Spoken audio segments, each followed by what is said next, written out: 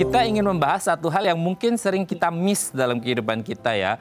Terkadang kita selalu berpikir bahwasanya kita bisa mencintai orang lain, kita bisa mengenali orang lain, memahami, mengerti orang lain, tapi terkadang, bukan terkadang, selalu ya kita agak susah untuk mengenali diri kita sendiri karena mungkin terlalu subjektif. Karena banyak excuses yang kita bilang, enggak kok aku enggak gitu, kok aku orangnya gini gitu ya.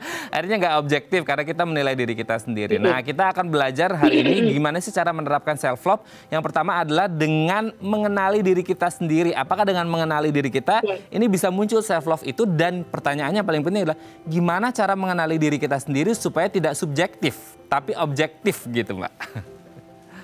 Oke, ya Mas Reden, kalau mengenali diri sendiri memang itu basic utama supaya kita bisa mencintai diri sendiri, lalu berkurang tuh inner konfliknya. Jadi kalau misalnya kadang-kadang kita ngambil keputusan atau berpikir sesuatu, ini benar gak ya, ini salah gak ya, dan sebagainya.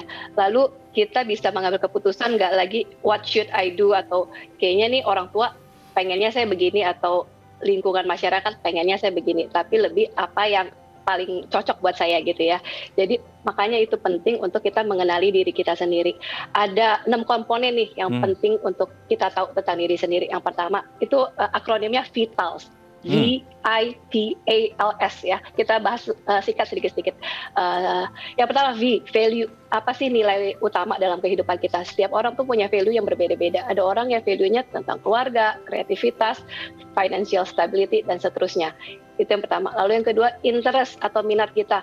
Apa sih hobi kita? Apa sih kegiatan yang membuat kita bisa stay tune terus di situ ya, dengan membuat kita happy, lalu kita bisa fokus di situ. Itu interest. Lalu yang ketiga adalah temperamen atau inborn preference kita.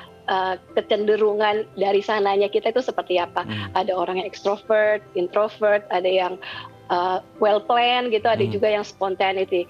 Lalu yang keempat ya, activity. Jadi tipe, kita lihat kita tuh tipenya orangnya seperti apa yang berkaitan dengan biorhythm kita. Apakah kita morning person atau misalnya night person. Ada orang yang kalau misalnya produktif ketika dia kerjanya di pagi hari sampai siang hari. Berarti carilah pekerjaan yang menyesuaikan, yang bisa sesuai dengan itu gitu ya. Lalu yang berikutnya life meaning. Life meaning kita juga berbeda-beda. Orang, coba kita pikirin deh, kilas balik pengalaman-pengalaman kita. Apa sih yang paling berkesan atau yang paling menonjol yang kita senengin gitu ya dari pengalaman-pengalaman kita. Mungkin itu bisa menjadi petunjuk life meaning kita. Yang terakhir adalah strength, S-nya gitu. Kekuatan bukan cuman keterampilan kita, kemampuan kita, tapi karakter strength kita. Berbeda-beda setiap orang juga. Ada orang yang karakter strength-nya sabar gitu.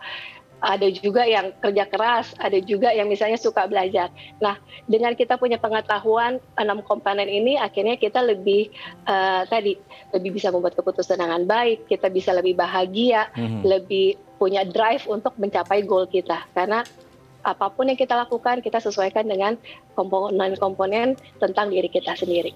Oke, VITALS ya. Value, interest, temperament, activity, life meaning, dan strength. Wah, sangat luar biasa ya.